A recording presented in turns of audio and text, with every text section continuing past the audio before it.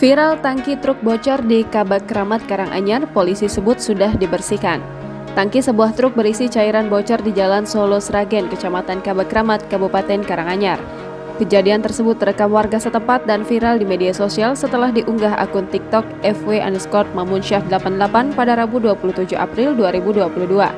Dalam postingan tersebut, nampak truk tangki tersebut melaju berbelok-belok. Nampak ada seseorang berada di belakang truk mengikuti arah truk itu. Seseorang nampak berusaha menutupi tumpahan cairan yang tumpah. Kapolsek Kabak Kramat, AKP Ridwan membenarkan kejadian tersebut. Ridwan mengatakan kejadian tersebut terjadi pada pukul 19.00 waktu Indonesia Barat. Dia menjelaskan pasca kejadian, pemadam dan relawan melakukan pembersihan di lokasi kejadian.